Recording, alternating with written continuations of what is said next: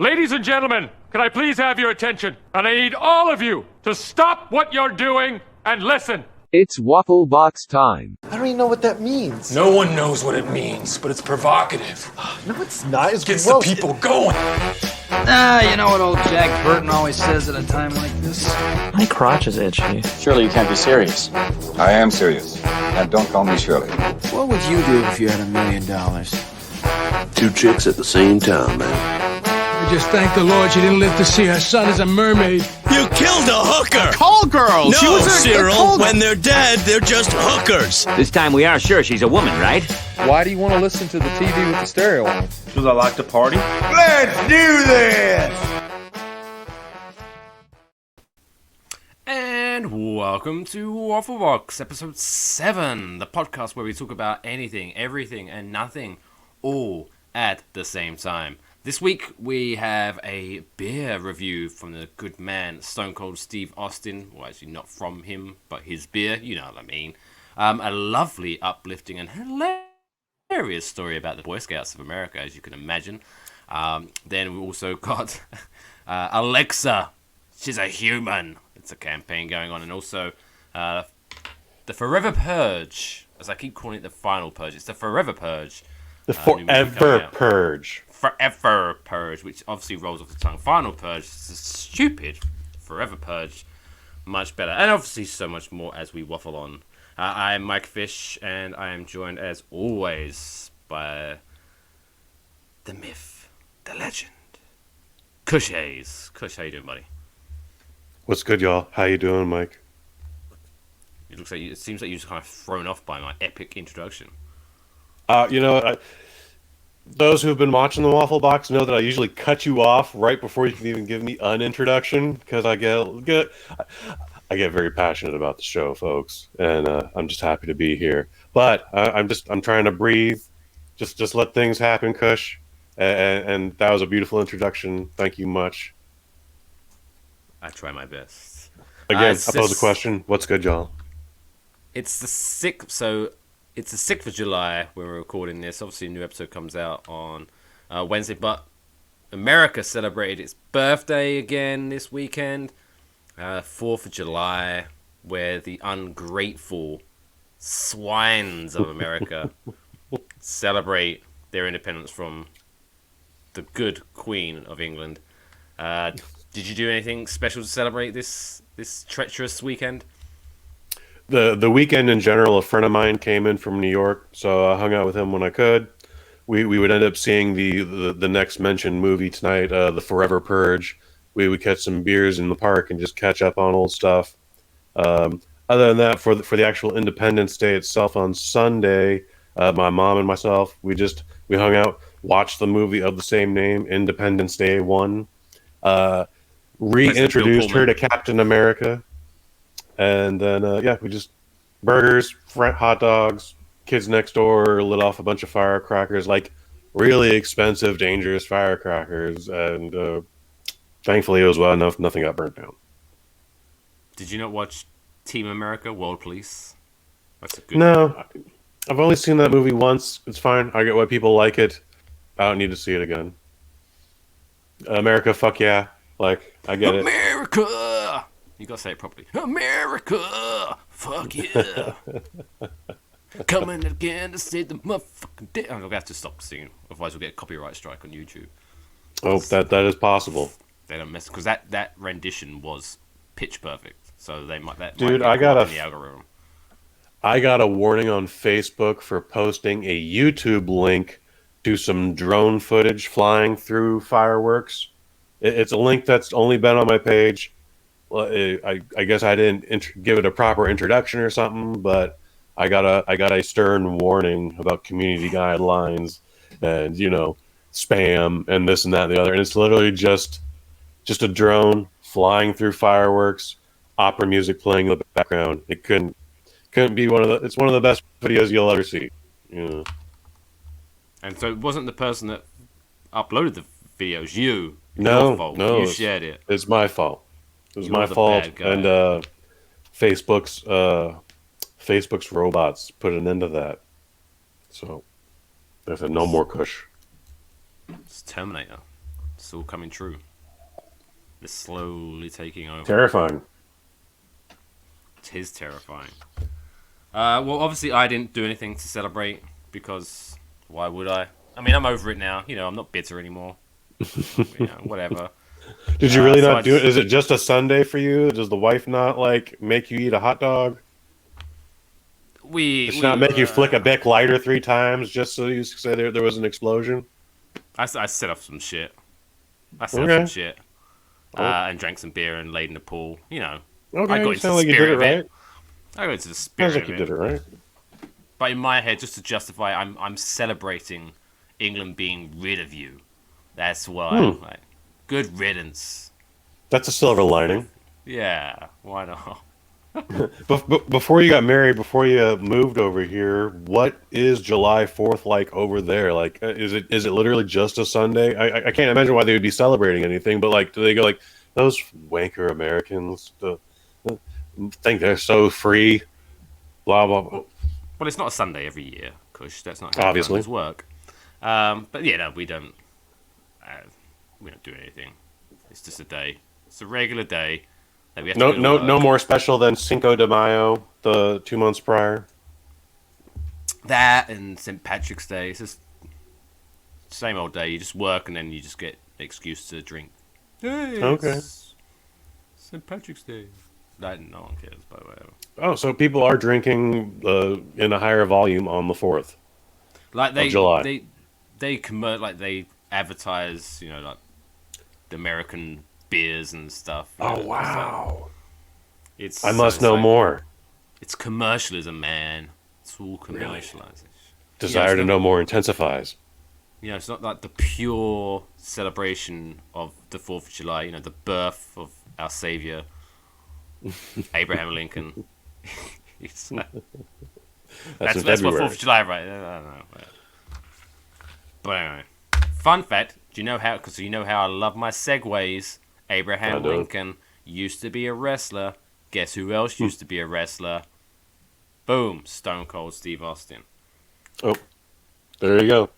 There's my first you didn't let segue. Give me a chance to guess. I was going to say Bill Pullman because you just mentioned him a minute ago, but no, Bill Pullman's never been a wrestler. No, but the connection between him and Abraham Lincoln is that they were both at some point presidents of the United States. They both drank beer at one point in time. Yep. And Abraham Lincoln famously warded off an invasion of aliens as well. Everyone knows that. Is less known fact. They don't. Area 51. They don't teach that at schools. Release the files, Biden. That's what I say. Controversial, Uncle Joe. Who are you? Straight into it. Who said that? I'm sure someone said it. Somewhere. Where's my pudding? I'm in charge of what? All of it. What does this button do? Don't push it. Yes, Stone Cold Steve Austin, famously, obviously you know who Stone Cold Steve Austin is. He's a legend. He is a living legend. If he is known for 2 things and only 2 things, wrestling and beer. And this man... Drinking beer and kicking ass. This man has released his own beer. Thank you very much to the El Segundo Brewing Company for teaming up with him. And, if you're listening to this, it's probably not going to be that great content. But if you're watching this, you're about to watch me drink a beer. I love that sound. I know, it's a great sound. So, as I was saying off the air, so I'm going to try. Ready? I'm going to see if you can hear me slurping. I hear that. Yeah, that's some ASMR shit for you. We're gonna make a 9-hour loop of that for you to sleep through. Mike just slurping his Stone Cold Steve Austin beer, and then after every slurp, like, oh hell yeah, just getting in the spirit. Yeah. But yeah, so the only reason I wanted to bring this up is I try my best. The only reason I brought because what I didn't realize is it's quite a strong beverage. So this is like a little review. I'm not trying to step on Robin's toes or anything like that. Shout out to Robin Setto on our beer reviews. Actually, I have to look it up. I wonder if she ever did a review for this. She has not. Because as far as I'm aware, let me While you're looking that up, Robin Seto's in a unique position where she actually just has a refrigerator full of independent breweries. She's just collected them, but never got to drinking them. Just very slowly at a time. She's also still continually stocking it. But yeah, these reviews have been waiting to happen years in the making. Right. At least she's got content lined up. That's what for us, we have to like scour the internet for like crazy stories and movies to watch for content each week. She's like, if she's like wondering what content am I going to put out this week, she just opens a fridge. Boom, there it is. So she's as close to like a sommelier. I totally mispronounced that, but as close as to one as you get. Sommelier. All right, she's as close to one of those dudes as possible because she's like, it's this time of year. I just did something about this. I haven't done anything like that. And then I still can't wait for her first negative review. It's pretty amazing. The worst review she's ever given is a 4 out of 5. So how many beer reviews has she done on Bosnet.family? Easily over 30. So she's done 30 beer reviews. She's been with us coming up on a year now, so it's definitely over 30. So over 30 beer reviews, never given a bad review. Is this now time for an intervention? Well, it's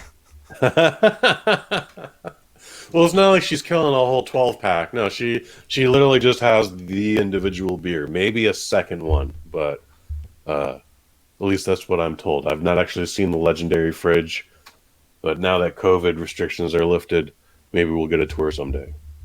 Okay, Robin, we're just here because we care about you. Kush has got a letter he wants to read. I'm not doing the intervention. No, in fact, I'm going to crack one of those beers and be like, can you believe these jerk-offs? They're trying to get you to stop reviewing beers. That's not okay. Losers. We're getting way off subject, though, my man, which is fun, but how is that one? So if it's 6.7%, and normally with a 6.7 or plus 6.5, you can normally taste it. You can normally taste okay, this is a strong beverage. Like another one of the strong ones that I like it's a beer called Brooklyn Blast by the Brooklyn Brewery, which is locally around here. But you can taste it's good beer, but you can taste that that's a strong beer. It was this is a very smooth. If I poured this, someone poured this into a glass and was like, "Hey, try this. This is a light lager, 4.5% or something." I would be like, "Oh, okay," and I'd believe it. So it's very and so when I tried it for the first time yesterday, I was honestly so nervous because of how much. So literally, so as you know, I've been a wrestling fan for as long as I can remember. And sure. For as long as I can't remember, I've been a big fan of beer, if that makes sense. It does. So I was, okay, so for that very reason, Stone Cold Steve Austin is like a god to me. And so when he came out with his own beer, and I was like, I want to try it, I was like, if this tastes bad, that might crush my soul. Like my whole childhood be ruined. But then when I tried it, I was like, this is actually a pretty damn bit of good beer. Good. So, cheers to you, Steve. Cheers, Mr. Austin. I'm going to clip this and tag him and maybe he'll like it. Cheers, buddy. Although, this is not anything on Steve, this is on El Segundo Brewing Company, right? We'll get them tagged as well. Branding reasons, right? You want to be able to go, cheers, there's the branding, but then they put it on the wrong side, so I have to go cheers, and then turn it around. It just doesn't work. Because now, did you ever do stupid shit as a teenager, like take photos of you and your friends drinking beer? I guess liquor laws and the whole culture is a little different over there. But again, same question. What I mean, I guess no, but also because when I was young, to do that, you'd have to get an actual camera, take a picture, and then take it to the store and get another guy to do that shit, and then you'd have to go back a few days later to pick them up, and then realize, they're all blurry. That was, well, that is a possibility. That was, and it always have the stickers on it, like bad focus or something, exposure too high. Like they would judge. Did you have that? Did you have that in America? Where like this, they would put stickers on the photos, like judging you, like you fucked up. I would get the sticker. It would have no explanation. No, it would just be a black square on the black, just whatever glossy. And that would be it. You just like, all right, well, whatever that was, it's no longer a thing, and then you would just throw it away. So, but yes, there would always be a sticker on it. But no, I never took. But it's not stupid because people take photos of themselves eating food nowadays. Yeah, but we're documenting the crime at the time, man. We're 16 years old. We're not supposed to be drinking beer at all. That's what I'm getting at. But again, it's a little different over there, isn't it? What is the drinking age in the UK? 18. Oh, okay, that's still not too bad. And then mainland Europe, you're looking at 16. Oh, wild. Okay. Yeah, so it's a totally different thing over there. Right. You're just like, all right, you guys are taking pictures and being stupid. Shut up. And for those listening to this podcast on either Spotify, Apple Podcasts, Google Podcasts, Amazon Music, iHeartRadio, that was Kush just pouring himself a drink. He wasn't urinating live on air. Or was I? Or maybe a bit of both. No, I wasn't. Recycling. Something I quite like on these summer days, like a warm drink. Yikes. We have covered so much already. Steve Austin, drinking your own urine. Like, what haven't we covered this week? This is where you get your money's worth. Speaking of, like, before we move on, though, speaking of places that you can listen to this podcast, I mean, obviously, if you're listening to this podcast, then you've already found somewhere to listen to the podcast. But I just found it hilarious because I submit it to everywhere. But I didn't submit it to this place. But I guess it was linked up with someone else. We are now available on Audible. Oh, neat. Like, where people listen to serious audiobooks. Yeah, books. They can also now listen to Waffle Box. We will have to talk off air, and I'll need to know what you did, because the entire Bosnet should be on Audible. Like, we upload our stuff through Buzzsprout. We upload it to the main page, but we also go to Buzzsprout, and that's how we get to iTunes and the Stitcher and the Spotify. And we've tried to get on. They literally have selections for individual platforms if you want to be picky, and some are super simple. Some don't require anything at all, and others are just like, yeah, I don't have time to fill out this entire fucking book here. So thank you, but no thank you. But Audible, I would like that to be an option.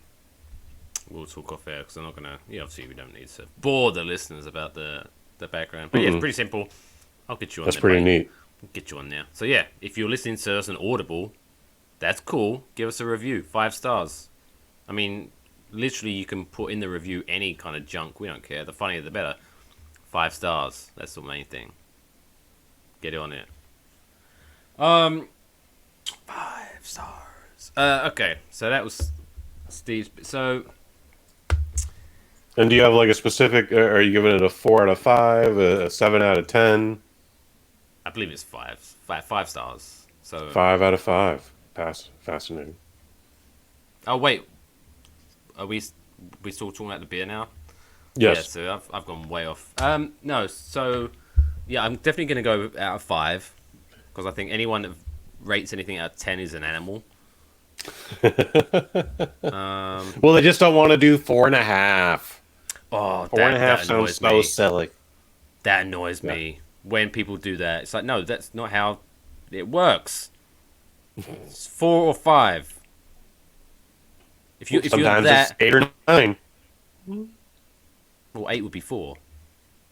That's right. And 9 But if would you're be 9, 4.5. like, be stronger about your opinions. Give into your conviction, don't. But I think I don't know if I'm gonna.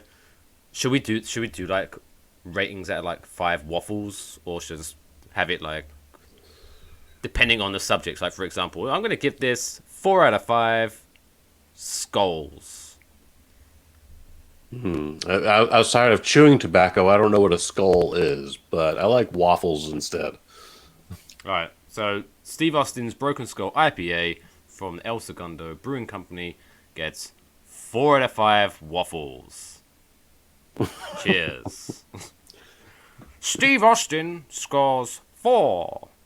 That's a little big break joke there for the British listeners, and you have to be obviously over the age of 30 to get that reference. But I just thought it sounded fancy and official, and I was like, yeah, do that shit, Mike. Do that shit. now there used to be a game show on British TV based around the game of snooker, if you believe that. And that's like billiards, but there's like obstacles on the board as well. No, there's no obstacles. It's just Little bumpers. What do you call them? I guess I don't know what snooker is then. I don't know what you're talking about. What is snooker then? It's basically the same. Like the table is basically the same as a pool table, but slightly bigger. Yes. Okay. And then instead of you have multicolored balls, but then you have. I'm trying to think how many. Like several red balls. So the whole idea is you put a red ball to get 1 point, and then that enables you to put a colored ball, which is 2 up to 7 points, depending on which color ball you put. Mm-hmm. But then that colored ball gets brought back out and put in its starting spot, and then you have to go for a red ball, and then you can go to a color. I don't think I should spend the whole podcast explaining what snooker is. I think that'd be a very boring podcast to anyone. Well, we can have a special snooker edition. That's okay. Waffle Box presents What is Snooker? Snooker for idiots. I was talking about branding. That's what made me got off. But again, it's just connections to Steve. But so if we were to ever do like a wrestling related episode, like maybe around WrestleMania or something, where we was reviewing or something. For sure. We'll do this live on air. A little poll. What do you think's better, right? Do you think Waffle Mania or Wrestle Waffle? Ooh. Yeah, Waffle Mania. Waffle Mania. Yeah. We'll do that. Maybe we could do that. It would be Waffle Mania or Wrestle Box. Wrestle Box. But yeah, whatever that second thing was you just said, that was awful. That was so...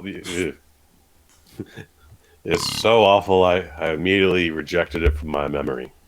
Yeah, you can't even remember what it is. Well, maybe we could just base it on the name of the show. So maybe in August we could do Waffle Slam. Ooh. Since I'd be up for some Waffle Slam. Since they're doing a big Summer Slam in Vegas at the was it Allegiant Stadium, whatever it is, 60,000 people. When is SummerSlam? August 21st.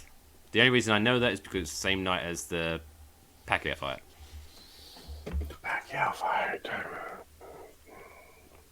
But anyway, I might be in. No, it's a couple days before I would be in Holland, theoretically. This is exciting. Are we going to do a live show from Amsterdam? I'd be happy to. Yeah. I don't think you would. Do you know why? Time difference? Yeah, that'd be like 3 a.m. you'd be recording. Or Maybe. I guess we could do it. We could do it earlier since you. Anyway, we're getting way off topic. If it happens, we can talk about it. And I've already done a microdose from Holland. I did it at midnight. I literally had to I was gonna do it from the party, but then I couldn't get reception, so I had to run to my apartment, which was thankfully just half a block down the street. It's amazing. Everything is so close in Europe. And then, Yeah, did the episode. We did a half hour. Ran back to the party. Great night. Did you call it microdose at midnight? No, it's just microdose, whatever number. It's on the Kush and Kai RSS feed. But it's Kush in Amsterdam, Kush in Holland, Kush at the Redhead Days Festival. Just Google it, guys. You'll figure it out. You're Red Light adults. Kush. I'm all about the branding. Anyway, so yeah, I had a really good segue, but then I killed that shit. I'm sorry. No, we both did. Let's be honest. But yeah, so we're on Audible now, which is a company owned by Amazon, which is also in charge of Alexa. And I like the Alexa. Alexa is getting into a little bit of hot water because some whiny, bitchy people who have zero backbone. I'm sorry, that's my opinion. I'm putting it out there. So there's parents who are crying foul because their kids are getting picked on because they also share the name Alexa. Right, and they're calling on Amazon to do something about this. No, right. Okay. So I have several things to say. So one, my name is Mike Fish. Now, obviously, you won't know who this is, but when I was growing up, there was a weatherman in the UK also named Michael Fish. Oh, okay. Who famously, he's one. You can look it up. It's a huge story. He famously, in the late 80s, said there was supposed to be like a storm coming and things like that, and he famously was like, "Nope. In my professional opinion, nothing's gonna happen. It's fine." To which, within 12 hours, there was a huge storm. Multiple people died in this storm. It was like a horrible, horrible weather thing that went through. And so he was ridiculed for that, and so I was ridiculed for that. Even like as a 10-year-old boy, I got ridiculed for that because my name was also Michael Fish. I had no idea what the hell was going on. Kids will find anything. Fuck. That was the teachers. Those are teachers. The teachers. No. The teachers were doing it, right? But whatever. It's character building. But it's what's the worst that could happen here? Someone's gonna go, "Hey, Alexa, play this song." Like, because I was reading, there was an article. So a woman named Lauren Johnson, she started a campaign called "Alexa is a Human," which I already hate it. But and her daughter named Alexa? Are we talking about Alexa Johnson? Yeah, Alexa Johnson. See, so this story's fucked up for a bunch of reasons. I don't mean to hijack it, man, but like, we're not supposed to like put kids' names in the news, but because this is a story about a parent upset about her child's name, now we know Alexa Johnson is out there. Yeah, you can't get away with that. You can't go in the news and be like, "Oh, I hate the fact that Amazon's thing's called Alexa because my daughter shares the same name, but her name is Gwyneth." It's like, no, it's not. It's Alexa. We worked that out. Outstanding.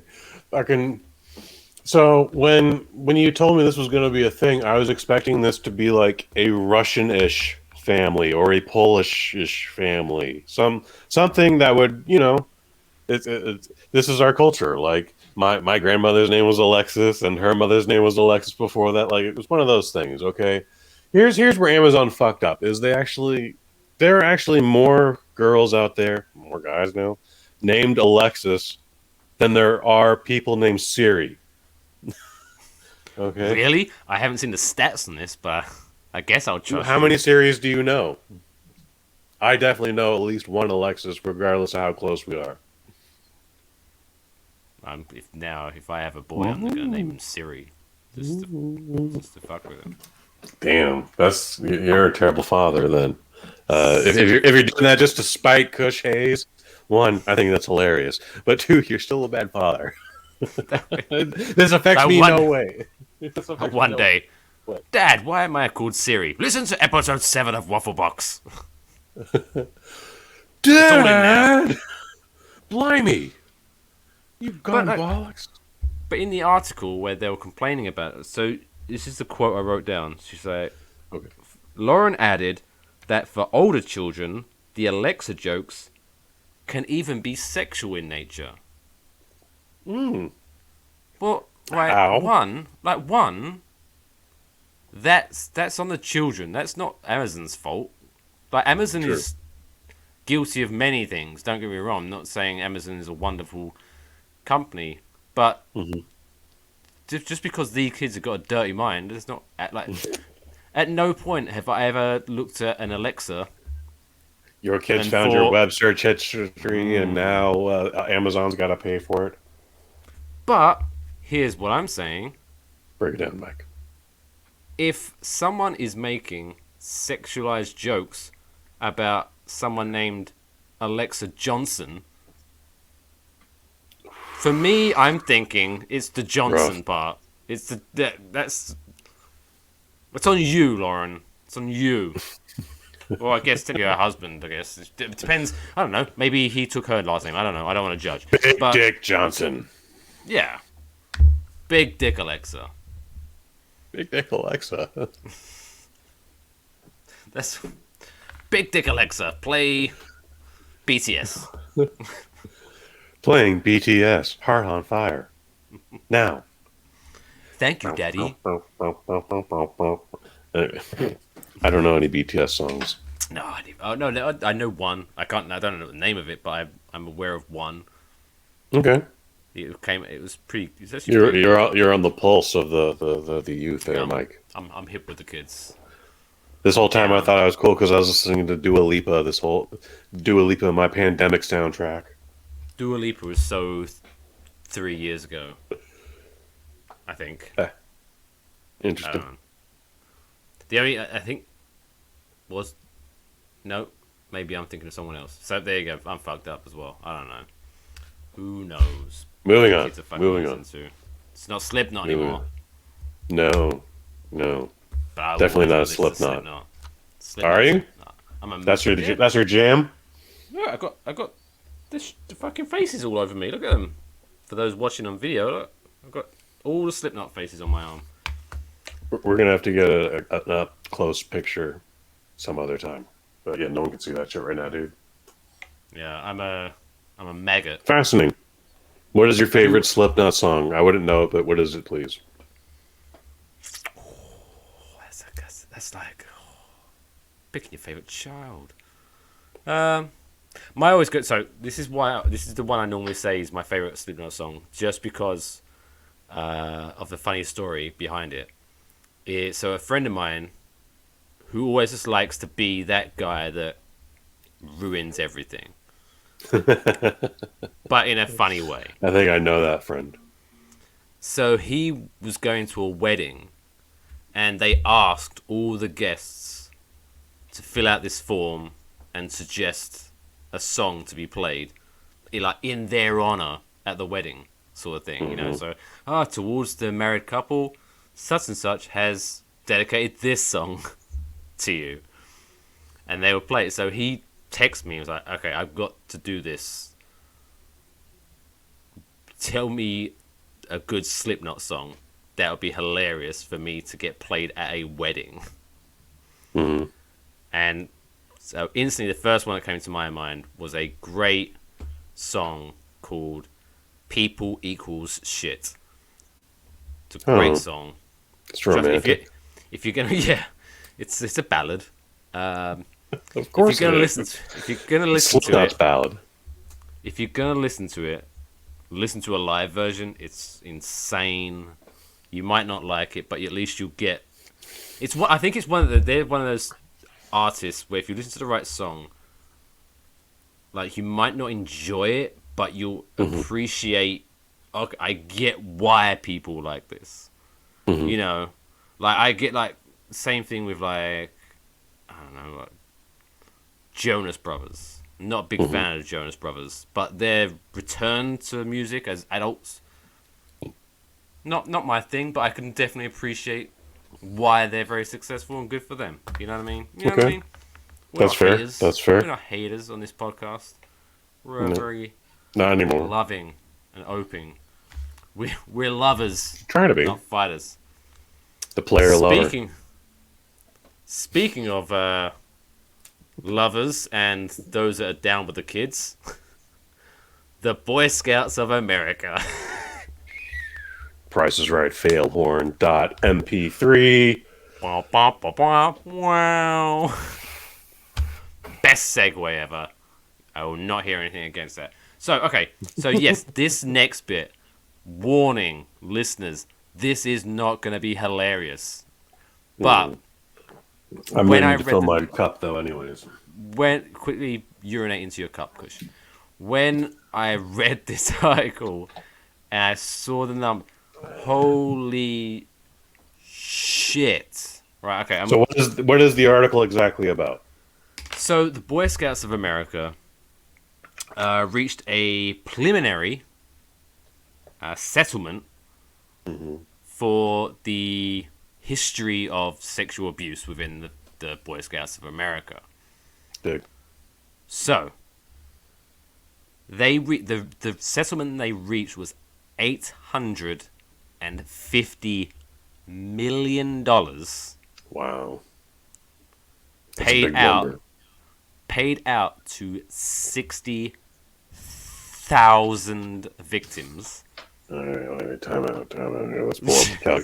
Let's pull up the calculator. Wait, no, put that calculator away. I've done the numbers. Don't worry. I'm going to read them out now. Please do. Okay. Break it down. So that works out at just over $14,000 each, which is nothing.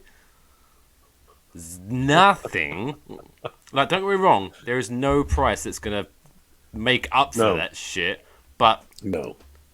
But I can definitely tell you 14,000 isn't it. Right. Damn, yo. But then what numbers just like blew my mind, because I was like, okay, 60,000 people, and Boy Scouts of America, they filed for bankruptcy last year, so hopefully that shit is over now. But they were a thing for 111 years. Okay. Mm-hmm. They're still a thing, but yes. So that means, for the 60,000 people that are getting a settlement from this, that means that on average, it was $540 a year, or 1.5 people per day for 111 years. What the fuck? Wow. I mean, those are shocking numbers, man. Like, and any chuckling I'm doing here is only just like nervous laughter because you're just like horrified by that. Fuck. It's like when someone said, someone gets arrested. Oh, because in one afternoon they killed 70 people or something. Like you have that nerve because you're like, my brain can't get around that, so there is that nervous laughter. It's like wow, like that's upsetting by a lot, man. I mean, as always, I like to do the contrast. Is there a version of the Boy Scouts in the UK? Yes. Well, what is that? Is it the Boy Scouts? It's just called Boy Scouts, yeah. All right, cool. I'm sure. Did you ever go to a Boy Scout jamboree or a recruitment picnic or whatever it's called? I avoided that kind of shit. Probably very smart. My mom took me to a recruitment gathering once upon a time, and like I saw some kid like fuck with a Swiss Army knife, and I was like, oh, I'm very intrigued by that.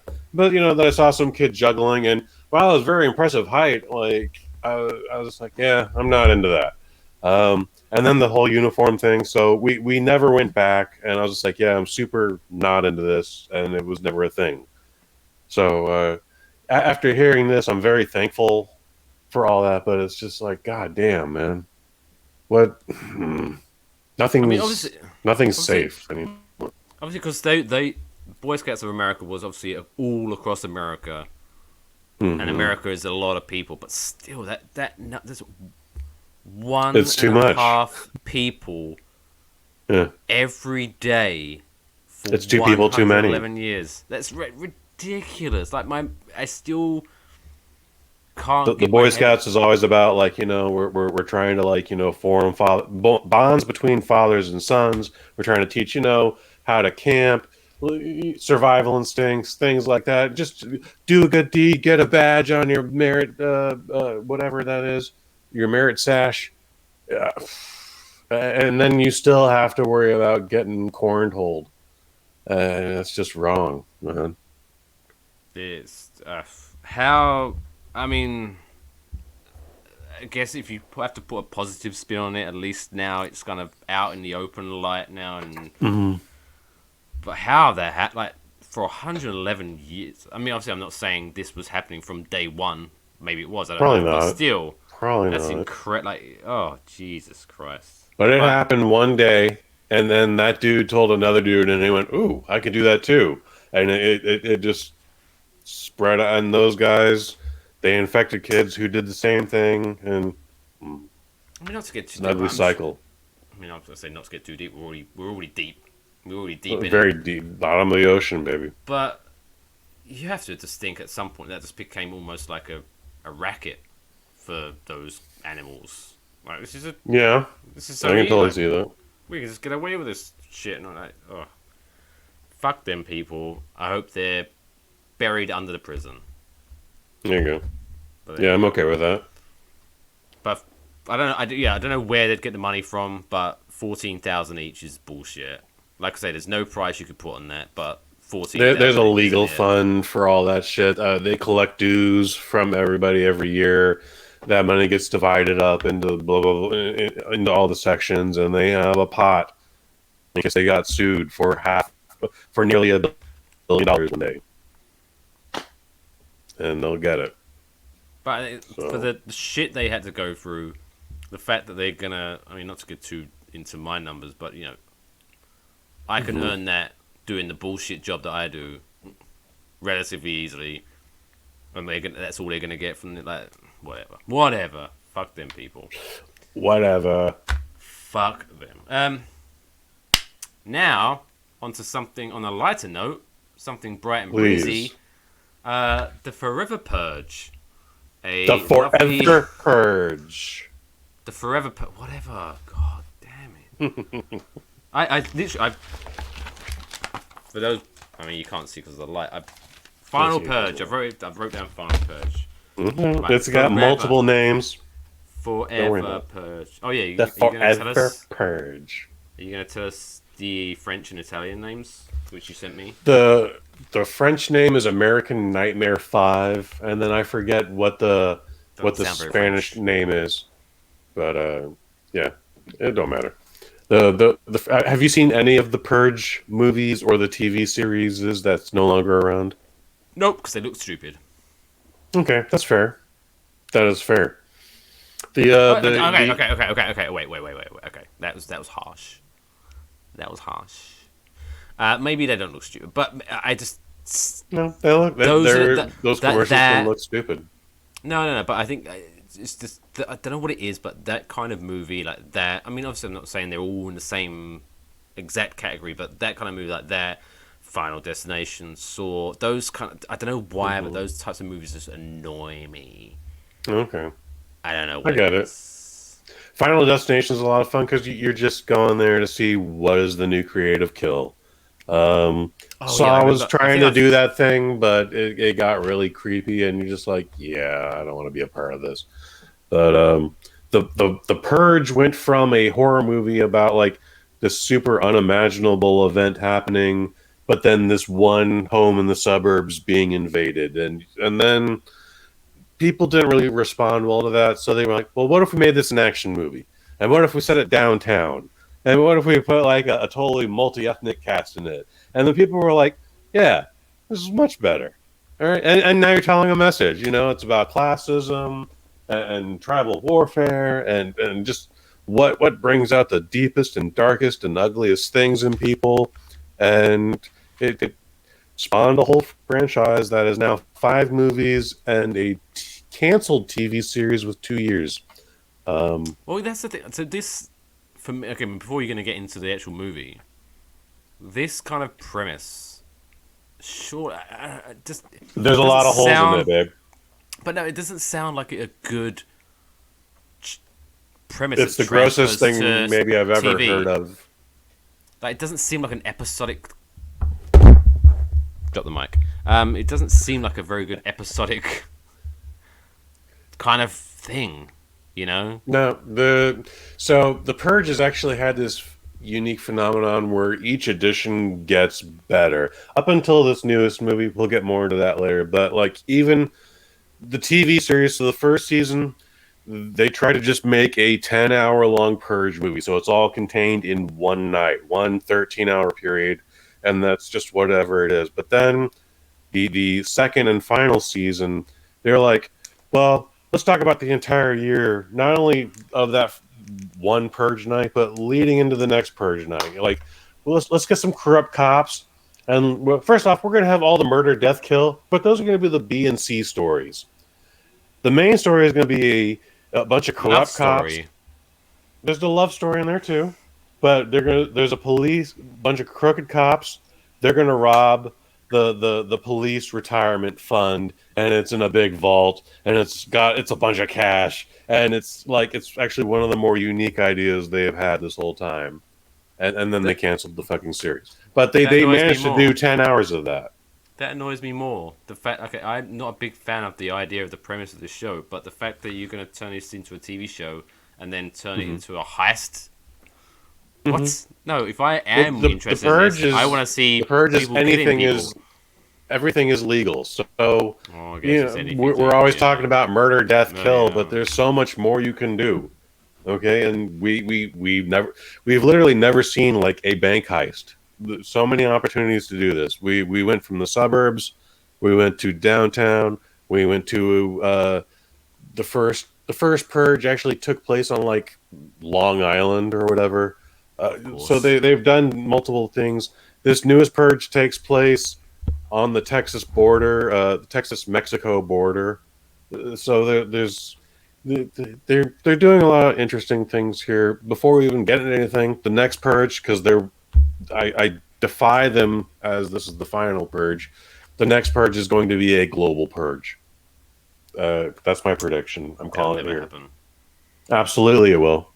No, all the governments of the world agreeing on this. No.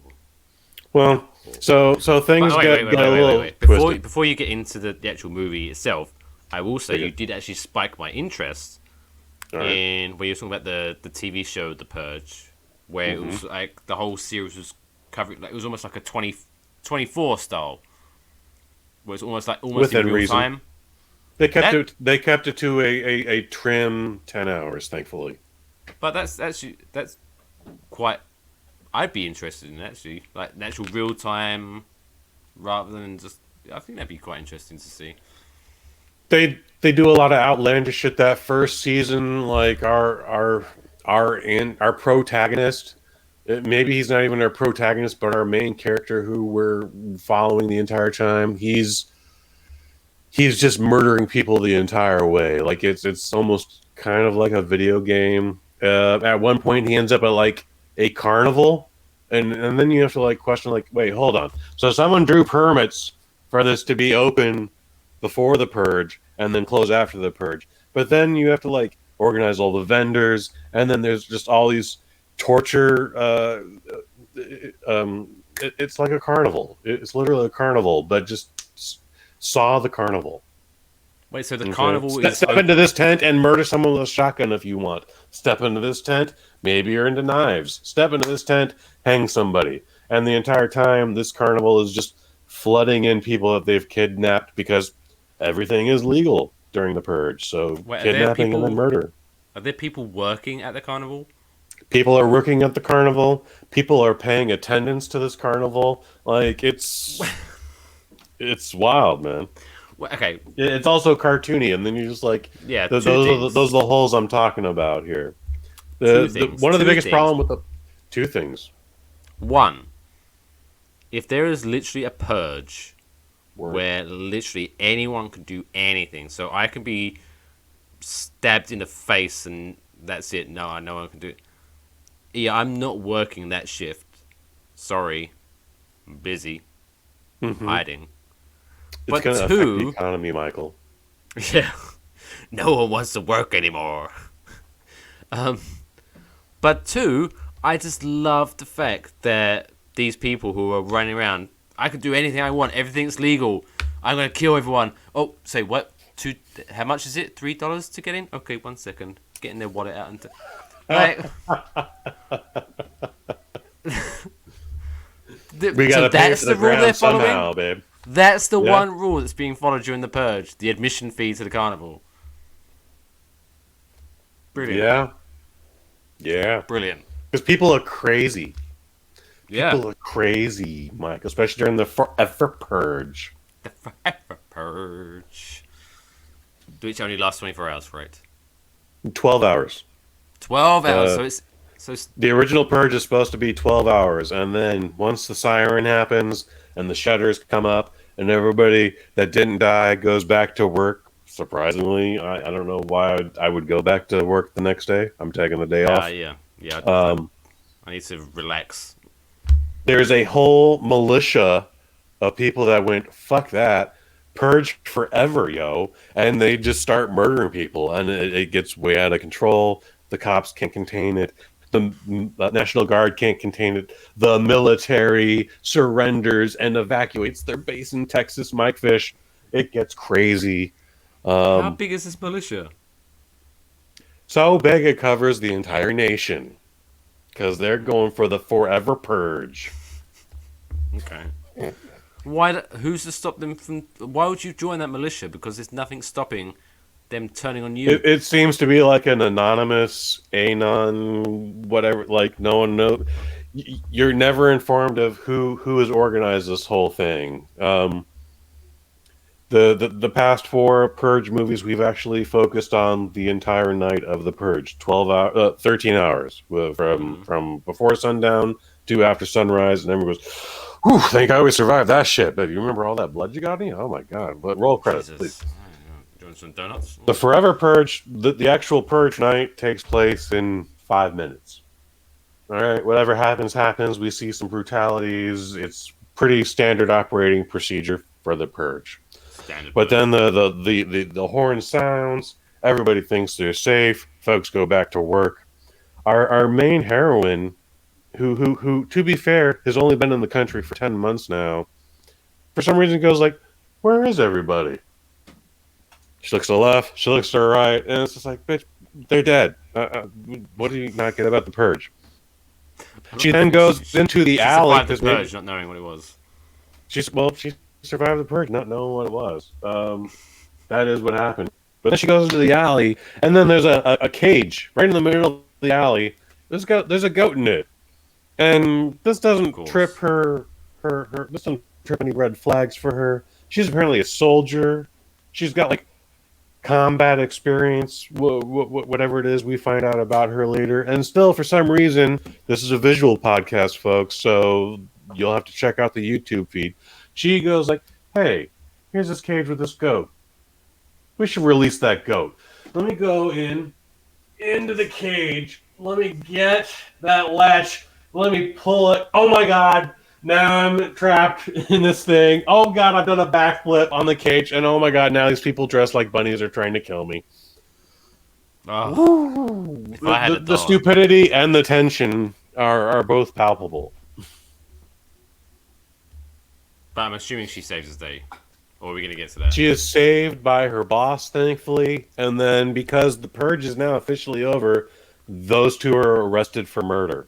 And on their way to the courthouse or the prison or wherever they're booking, the Forever Purge is now taking place. So as you can imagine, they get hit with a bomb, and it goes from there. But the Forever Purge, it's very much a video game. It's trying to be bigger than it is. It's, despite the fact that it's flirting with, this is the last one, that's absolutely not happening. This might be the first one, as I've said, these all get a little better. This might be the first one that might not be better than the first one. I don't know. I'm not saying it's the worst, but I'm not saying it's done anything really different. Okay, so spoilers. How does the Forever Purge end? Well, or does it? Our band of does heroes. It even end? It does not end. No. Ugh, I hate it. I hate those movies. Like, at one Freddy point, versus things Jason. get out of control. Did you ever watch I Freddy love versus her. Jason? Opening day. Oh, I hated it because at the end of it, I'm so sorry for you. but it's like Freddy versus the soundtrack was fucking amazing. I will say that. But Freddy versus Jason, and at the end, no one loses. Yeah, I mean that's just pro wrestling stats for you though. They were hoping to get a sequel, and then that would have been a lot more fun. But yeah, I was a Freddy guy.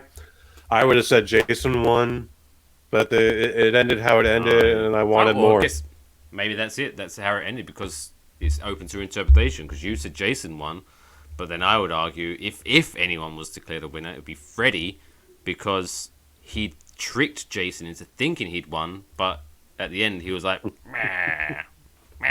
winky winky. Little wink to the camera. But at the end of the what's her name? That woman from Destiny's Child died. I remember that. Oh yeah, Kelly Rowland. Yeah, she got. Didn't she surprisingly, get, like, her a roles. baseball bat or something? No, she got. Squash She up had against this a tree weird or something. confrontation with Freddy. Jason would end up killing her, but she would drop an F-bomb on Freddy, and I don't mean the word fuck. I'm not going to get our channel flagged for guidelines, but that was apparent. Fanny? Of all the things that have happened in the Nightmare on Elm Street, the Friday the 13th lore, Kelly Rowland's confrontation scene is somehow incredibly controversial. She called Freddy Krueger a European cigarette in a sweater.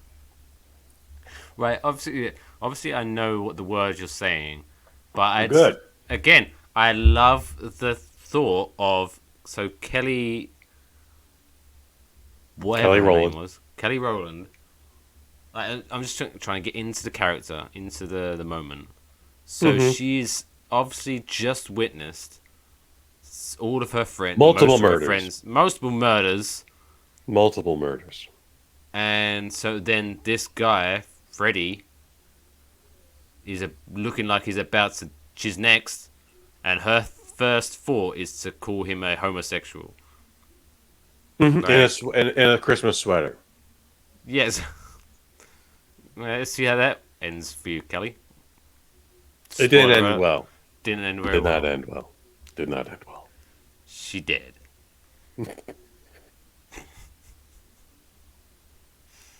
That's why you shouldn't use those type of naughty words. Just be respectful. If she was just nice to Freddy, and then she was nice to the child molester, the murdering if she didn't child use molester. No, whoa. Freddy wasn't a child molester. That's not. Yes, he's actually revealed as a child molester in that movie. It's the first time they. So Freddy Krueger's whole history is, yes, he was a child murderer because that was somehow less offensive than a child molester. Oh, so the OG, he was supposed to be like a molester. Mm-hmm. And New Line Cinema was like, yeah, we can't do that. He's just killing kids, man. Just let him kill those bastards. It's fine. But no fucking. It's fine. But still, so for 7 movies we did that. For 7 movies we did that, but then finally he came out as a child molester. Still no need for homophobic slurs. Calling back to the Boy Scouts. Full circle. So how many was it? Did you have more on the Forever Purge? Sorry. It's very simple. It's in a long line of those movies that was supposed to come out in 2020, but has now been pushed to 2021. It's now been released. I have a feeling it has had many rewrites and reshoots because within our band of heroes, there's a white guy and a Mexican guy, and I don't mean a Mexican-American guy, I mean a Mexican guy, and they definitely have problems with each other, but they are always able to put that shit aside because the Forever Purge is happening in front of them, and they're calling out stats and cover my flank, and watch out for me, and let's get your wife, Pedro, and they're on top of it. Despite the fact they do have a grounded, like, let's talk about this. You don't like me because of the color of my skin. They're like, well, I don't necessarily like you, but I don't want to hang out with you because of the color of your skin. They have weird conversations like that, but then again, more danger. Like, get my back, flank here. What? Your wife is over there. Yeah, it's 3 out of 5 waffles. It's not. It's definitely not the best one. What did you just say? 3 out of 5 waffles. Oh, I thought for some reason you said 3.5, and I was about to go nuts. 3 out of 5 is good. Well, at least if I was even doing the half point, I would say 2.5. But no, we're doing 3. But the script, so the white guy and the Mexican guy are hanging out, trying to survive, and they become partners. They're in it. They become ride or die homies by the end of this, and they finally, spoiler alert for the purge, for the final purge, the Forever Purge, they cross Mexico, and the white guy and his wife have a baby, and they name it after him, and and the United States is in chaos, but guess what? Those borders, Canada and Mexico, they're right there, babe. There's going to be a global purge coming. They built that wall. That wall's getting broken down from the inside. The inside being America. Well, I thought, that would have been a nice way to end the podcast if you said they went to Mexico, had a baby, and they named it Alexa. That would have been... If Alexa had been a character, I would have had you to have said that. But I like when they're chatting away, trying to survive this purge, and he's like, "Man, I don't think you like me because of the color of my skin." I was like, "Yeah, can we talk about this later? Can you talk about this later? Right now, like this is." Busy. Our Caucasian hero tries to deflect. He's like, "Hey, man, I'm trying to drive right now. Like we've been shot at 4 times already. I'm just trying to get us to Mexico. Do we have to talk about this now?" And the guy goes, "Yeah, we do." He's like, "All right, let's talk about this now then while I'm still driving us to Mexico. I don't hate you, but I don't necessarily like you either. You're better at my job than me. You're more handsome than me, and someone has to be a villain in this until we make up a villain." And that's where I think the rewrites came in. There's for the previous 4 Purge movies, there's actually been like, this is going to be our antagonist for the movie. He's nobody. It doesn't matter. He's just every ordinary schmo. In the first Purge, it was just a crackhead with contact lenses that look crazy in black light. But our actual official antagonist doesn't come into the film until the end of the second act. And when it's just a random alleyway jacking during the Forever Purge. Forever. And then for whatever reason, like, we're going to follow these random ass assholes to Mexico. Come with me, my remaining 15 people, and we're going to go get them. And there's a shootout, and it's all very supercilious. But 3 out of 5. 3 out of 5. Well, wait till Purge Global 9. Purge. Purge 9. Purge and the Furious. Purge and the Furious? Not impossible. Yeah. It's universal. Totally plausible. That'd be a good crossover. Jurassic Purge. Get some dinosaurs in that bitch. That would be amazing. Oh, that'd be good. That'd be so good. That'd be great. That would be good. Yes. You heard it here. It was on the Waffle Box. Jurassic Purge. Jurassic Purge. Put it in the hashtag Jurassic Purge. Hashtag Jurassic Purge. Make it happen. Speaking of movies, you're going to have to remind me of the name because I have had a Broken Skull IPA, so my name recollection is not that great. But that guy who I know, because you told me his name and I looked him up, I remember his face from Blade, said something controversial about the Marvel universe. What was his name again? Stephen Dorff, with a Stephen PH. Dorff. He's even got a name where you want to make fun of him. You fucking Dorff. Stephen Dorff, who's not the son of Brad Dorff, who plays Chucky in all the Child's Play movies. Stephen Dorff. Is he related to Dorff Lundgren? No, but I like what you did there. I like a pun. It's good.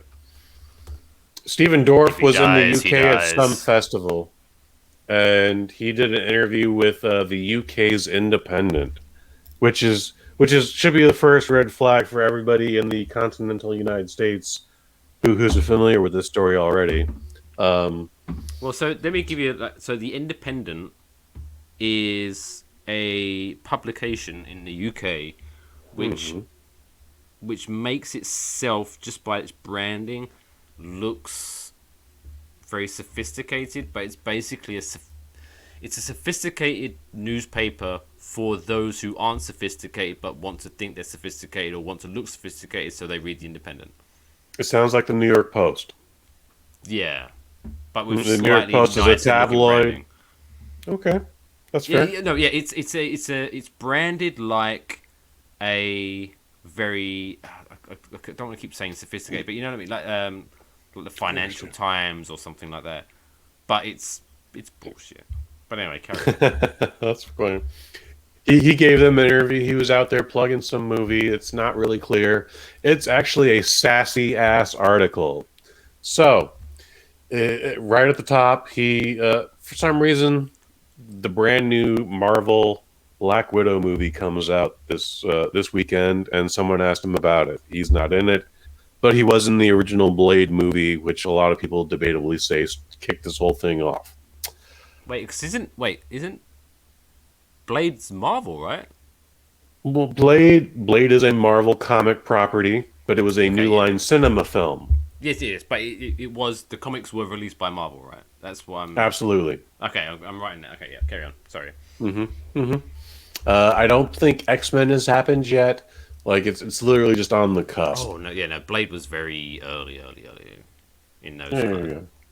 Yeah. But since Blade happened when it did, like, we had just had Batman and Robin 2 years prior, so people thought the genre was dead. And then, like, oh, Blade's here. Now it's back. All right, that's great. Anyway, for whatever reason, the newest Marvel comic movie came up, and he went, I'm embarrassed, and da-da-da-da-da, and da-da-da-da. And normally when I see an interview like this, and this part is actually no disrespect to Brad Dourif, I'm like, why do we care about this one gentleman's opinion on this subject? I don't understand. In fact, I go out of my way to ignore it. Someone I actually respect on the YouTubes, we're on YouTube, but who like and subscribe. Like and subscribe, ring that bell, smash that like button. Get those notifications. Whatever our highest number is right now, he does that in seconds. All right, and he does that. He does hundreds of thousands of hits in an hour. But he went way out of his way. I'm talking about John Campea. He went on one of his infamous rants where it's just like, yo, man, why do you care about this that much? If you read the rest of the article in The Independent, Stephen Dorff is kind of an asshole, for sure. I get that part. But he's also talking about, like, whatever movie he was working on, he was an asshole for, like, 2 weeks, to the point where, like, he apologized to every member on the crew once filming broke. And I still don't know how one would react to that, but, like, he verbally abused everybody he worked with, and that should be a shittier thing than just going like, yeah, that Marvel movie looks like shit. I don't want to be a part of it, and then try and flex an ego. I don't care about his ego. Whatever. He's fine. I'm more upset about Mr. Campea's rant. It's just like, come on, man. You are bigger than this. Don't be that. And because of that, now I'm talking about this. Are you following me on this, Mike? I am, but another level of his assholism is that not only was he just generally shitting on the Marvel movies and Black Widow, but the fact that he was saying, like, oh, I'm embarrassed for Scarlett Johansson. It's like this subtle of, like, who the fuck are you to be embarrassed for Scarlett Johansson? A lot of people keep coming back to that, and it's just, it's Stephen Dorff. It was an interview in The Independent. This should really get just, like, this shouldn't even be a subject, and there are bigger fish to fry out there. There are bigger problems happening right now than what Steven Dorff's obnoxious opinion is. Yeah, it'd be like me. I was watching Snakes on a Plane, and I was embarrassed for Samuel Jackson. Like, who the fuck am I? Like, what have you done? Shut up. Everyone's entitled to an opinion. You can be embarrassed for actors. I'm embarrassed for Sam Jackson's Snakes on a Plane. You got paid. Go get your money, player. You do everything else anyways. So he enjoyed it. He was having fun. So at the end of the day, he had fun. Whatever. He had fun. I agree. If someone's having fun and earning a lot of money and not hurting anyone, who am I to say anything? Who am I? But Word. yeah, who's maybe it was very strategic of him trying to just get his name back out there. I don't know. But he didn't see this shit coming. But to even on the most basic level, to the movie that I most know him for was a comic book movie. And for you to then say you're embarrassed about comic book movies, like, you're an idiot. Whatever. Like, stay irrelevant, my friend. You know, a guy that we both like, Mr. Dave Bautista, who's just in Army of the Dead, has gone on to say, like, I wouldn't do a Fast and Furious movie because those are bullshit, and I go out of my way to do quality content. And then when someone's like, hey, yeah, you're in this one bullshit-ass movie, it's like, hey, I don't, I can only act in the movies. I don't control how it's edited. Like, he tried to backstep it that way. So I will say, I will definitely say, because that Army of the Dead was a terrible fucking movie. It was not good. Horrible fucking movie. But yeah, to his point, I thought Batista was pretty. Like, he was good in it. He definitely wasn't the thing I hate the most about that movie. People seem to know how to use Dave Bautista in a correct way. Like, he's not the worst thing about Army of the Dead by any means. He's not the worst thing about anything he's in before Guardians of the Galaxy. See, that's the problem. I think that's what... Because Army of the Dead, Dave Bautista was a semi-serious role. Semi-serious. Whereas, obviously, the most success Dave Bautista has had was obviously Guardians of the Galaxy, the Avengers movies, and like things like Stuber, where I thought Stuber was actually pretty good. I quite enjoyed Stuber. Stuber's not horrible. You have to be in. I think you have to be in the right mood to watch Stuber and enjoy Stuber. Don't get me wrong, but I thought it was a pretty good movie. But yeah, my name's Kush. I smoke weed. It's not good. So, but yeah, you can't suddenly drop Dave Bautista trying to play a serious role in this really ridiculous zombie apocalypse. Like, it just had there was so much wrong with that movie. So much wrong with that movie. I agree. And I'm just personally, and this could be a whole podcast where, like, zombie movies, I get very personal because I'm a huge zombie genre fan, and 9 times out of 10, zombie movies horrible because they just. I think we're going way off topic here, but obviously you had like the legendary, like Dawn of the Dead, which is a fantastic zombie movie. And maybe it's like an unpopular opinion, but because I think that was such a good zombie movie, that it almost spawned this genre of zombie movies. But it's almost, I'm sure there are examples of good zombie movies, but generally, zombie movies are never delivered very well. Okay, that's fair. And case point. Okay, I'm not gonna get, because maybe we could do a special episode on zombie movies for Waffle Box. I don't know. But that'd be a good Halloween episode. Yep. So the 2 examples I'm going to give. 1, Resident Evil movies. Like, I'm a huge fan of the Resident Evil video game franchise. Okay. And then they released Resident Evil the movies, with Mila Jovovich. Yep. And then she plays a character that's not even in the video games. There are plenty of women protagonists in the Resident Evil video games. Why not just name her that? Why did you just create... it just annoyed me so much. I hated it. And then second one is World War Z. I hated World War Z. Oh my god! I felt like I was in the minority of people who hated World War Z. Oh, if you're one of those, Mike, then I need to give you a big virtual hug. We're gonna actually hug it out here, buddy. So because it's based. So for those that don't remember or haven't seen, so Brad Pitt starred in World War Z. So I was super hyped because Brad Pitt is one of my favorite actors. And so when I heard he'd signed up, I think he originally signed up for 3 movies, but I think the other 2 they just forgot about him because the first one was so bad. But it was like World War Z. So basically, World War Z was supposed to be kind of like a mixture between 3 books by, off the top of my head, I can't remember the guy's name, but he did 3 books. One was World War Z. One was like the Max Brooks, the Zombie Apocalypse Survival Guide. And there was a 3rd book. I can't remember. Yeah, I don't know what the 3rd book is either. So the Zombie Apocalypse Survival Guide was basically Brad Pitt's character, but he'd lived through the zombie apocalypse, or at least he'd been very good at surviving. So he wrote a survival guide of how to keep alive during all this.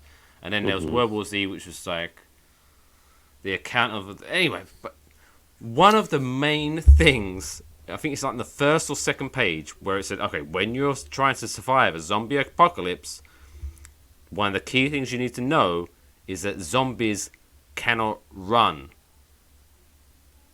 That's a big key thing to remember. That's a big discrepancy, because those fuckers run all over the place in the movie.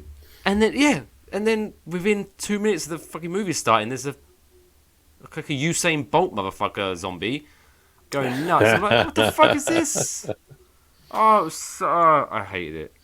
That movie was incredibly flawed. It's one of the first movies I really hated, to the point where I was just openly talking, like not caring about other people's feelings.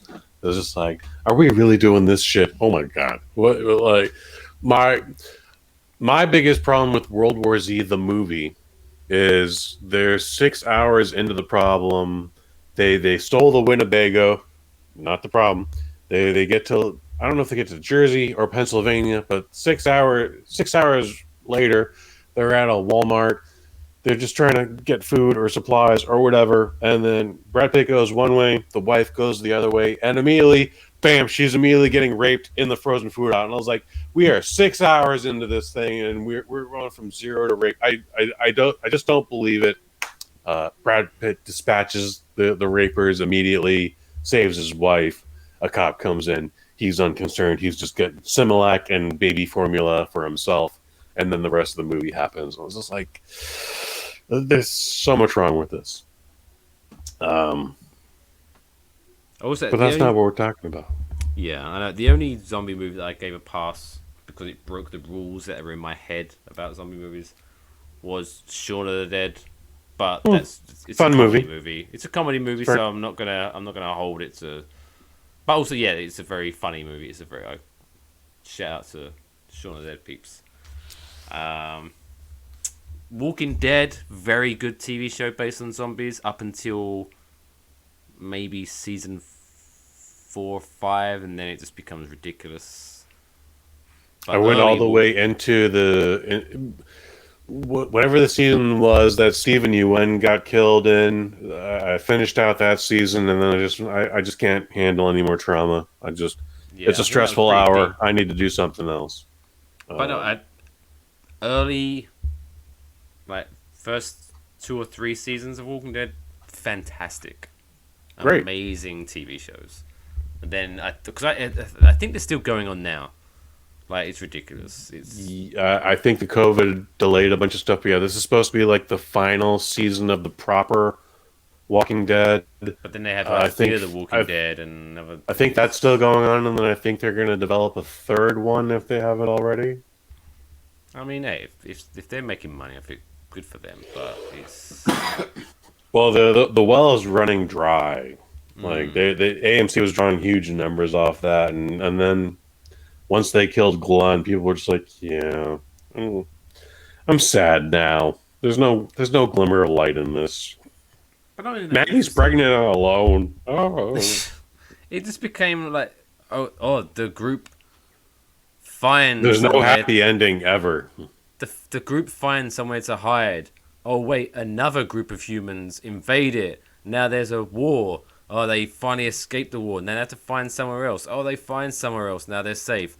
Oh, but then another group of humans arrive. But then there's a sort of... It's like just rinse and repeat over and over and over again. It's like, oh, I can't. I tapped out. I can't. I tapped out as well. I'm sure it's still good. But to cap my point off, Steven Dorff is probably a douchebag, but John Campea, you're bigger than this. You're better than this.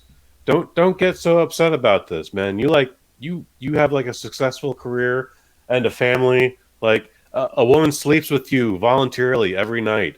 Like run with that, dude. Don't worry about what Steven Dorff thinks. Don't worry about the guy playing Batman not doing push-ups. They put rubber bolts in that suit anyways, bro. I promise you, things are gonna be okay. There are better things for you to rant about, and I'm still a fan, and that's where I'm going with that. And if you don't take anything away from this podcast other than the fact that there's consensual sex, ladies and gentlemen, consensual sex. They're married, yes. Good for him. I would hope so. Wrap this up. So again, we have to do an in memoriam section. Shout out to a guy whose name, when you said it to me, didn't instantly come out. But then as soon as I googled his face and I saw his line of work, I was like, oh yes, I know who this guy is. Richard Donner, rest in peace. Yeah, Richard Donner, who should not be the guy behind the director's cut, but is responsible for the Snyder cut. Yeah. I will elaborate on that. Once upon a time, Richard Donner, who had already had a fantastic career up to this point, they tasked him with making the original Superman the movie. And the plan was to film movies back to back, so it was going to be Superman the movie, and then Superman Part 2. The evidence of the Kryptonian villains between both movies should seal those. But money got tight, things got delayed. This is the first time we've ever done a comic book movie on this level. It's not even called a comic book movie at this point. It's just we're trying to make Superman through Warner Brothers. And in the middle of production, they ran out of money, so they went, well, let's edit and release this first half, and we'll make some more money, and then we'll get to be able to do the second movie. And when they did that, things still got delayed, and Richard Donner finally got fired and was replaced by a man named Richard Lester. He will go on to do Superman 3. He's done a bunch of other stuff in between then and then. But Superman 2 is a clusterfuck. I appreciate it for nostalgia reasons. Superman's my superhero, and only because I was like 3 when these movies came out. Looking back on them, they're incredibly flawed. Superman 2, despite being entertaining, incredibly flawed. And word got out there is a Richard Donner cut. What did that mean? Absolutely nothing. But Warner Brothers listened to the fans, let Richard Donner into the editing bay with the footage that he had made, plus the footage that has to end the film because he didn't complete filming, and they let him come out with the Richard Donner cut. Superman 2, the Richard Donner cut. And it's still Superman 2. It's the same cast. It's the same story. It's a different movie. And then it ends exactly like Superman 1 because the ending of Superman 1 was supposed to be the ending of Superman 2. We've waxed way too long on this, Mike Fish. But that's why you have the Zack Snyder cuts now. And for those listening who think we're getting too deep into Superman, this man was also responsible for the Goonies, which obviously everyone who knows anything knows Goonies. And also he was, I believe, the director of Scrooged with Bill Murray. That I was surprised to find out today. I didn't realize that at the time. Great movie. I delved deep. It's a fantastic. It's one of my, other than Die Hard, it's possibly my second favorite Christmas movie. Word. It's a good movie. It's a great movie. It's a fantastic movie. I adore that movie. It's one of my favorite movies. So shout out to him, and also Lethal Weapons. The Lethal Weapons series, not just the first movie, the entire series. He did all 4 of them. He might have even had something to do with that TV series. Richard Donner didn't die of COVID. He thankfully didn't die of cancer. He literally just died because the man was in his 90s. Yeah, I was going to say, best case scenario. When I looked it up, it was like, unfortunately, he died July 5th, 2021, at age 91. The cause of death was not revealed. He was 91. That's old age. That's what he died of, probably. Best way to go out. But his resume goes all the way back to he did the original Twilight Zone episode where William Shatner finds the gremlin on the airplane wing. Oh, okay. And he's like, "There's a monster on the airplane." You didn't know that? No, I didn't know. He goes that far back. Wow. So it's a great episode. Not my favorite Twilight Zone, but it's one of the most memorable. Fantastic. Definitely most memorable. So yeah, Richard Donner, we salute you here at Waffle Box. Thank you for everything, Richard Donner. Damn. Okay. Well, that's. I believe we can wrap that up here, since I'm on the East Coast and it's getting late. Longest Waffle Box today. Not like you West Coast people who still got the rest of the night to enjoy. West Coast, West Side. So, for those watching the video version, all the good stuff's available for you to see, that you can see how to follow us. But for those listening, if you want to follow us on all the social media, Facebook, Instagram, Twitter, at WaffleboxPod. If you watching this and you're like, Jesus Christ, these are two ugly motherfuckers, I'd much rather just listen to this, you can listen to this on Spotify, Apple Podcasts, Google Podcasts, Amazon Music, iHeartRadio, and Audible for some reason. That's right, and Audible. But if you are listening to this and you're like, these guys sound sexy, I want to see what they look like, you can watch us on YouTube. Go to YouTube and search for Waffle Box. I've also if you are listening to this and you're on Twitch, go follow us on Twitch. We're not doing anything with the Twitch channel yet. I just wanted to secure it just in case. Waffle Box Pod on Twitch. Maybe I'll do something with it. Maybe not. Who knows? But fuck it. Follow it anyway. For funsies. I'm Mr. Mike Fish, MR Mike Fish. He is Kush_Hayes. Is there any exciting things coming out in the next 7 days from the Bosnet family? In the next 7 days, we got the microdose coming out. That's a weekly thing here. We literally just spoke to Drew Angelman about the summer movie series. We talk about the Forever Purge. We talk about everything else coming out in the summer. So just in case you want to hear more about the Forever Purge. We definitely covered the Forever Purge a lot tonight, but we only mentioned it in that.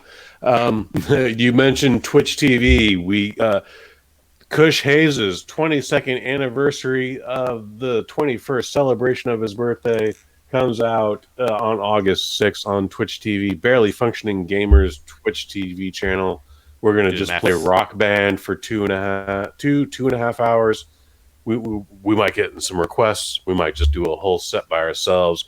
Should be a great time regardless. I wish we were raising money for it. We are not. August 6th. That's a Friday, I believe. You're an August baby? I am a Leo. Fun fact. I was destined to be a Leo, but then I was overdue. And I became a Virgo. Yep, I was 2 weeks late myself. Still would have been a Leo. There we go. That's why we produce such quality together. Spiritual Leos. Check it out. In the next 7 days, Kush and Kai 57. Me and Kai, we're going to talk about Cutthroat Island, the Gina Davis movie where we try to make her an action movie hero, where we didn't get there. Not a bad movie, but we'll get more into that on Wednesday.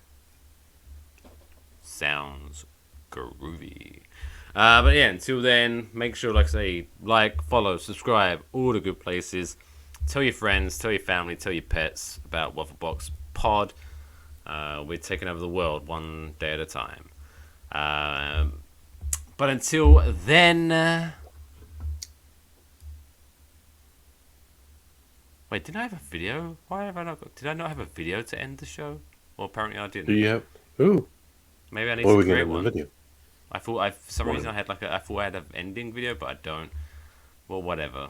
So what video would this be? What are we doing in this video? Just a video saying thanks for watching, but I haven't got one, so maybe I'll get one for next week. Tune in next week for the thanks for watching video. That's a hook. There you go. But until then, take care of each other. No, I just keep screwing that Jerry Springer ending up. It's not your ending, that's why. That's why I need to come up with a good one. But for now, I'm going to butcher it again. Take care of yourself. And each other. Thank you so much.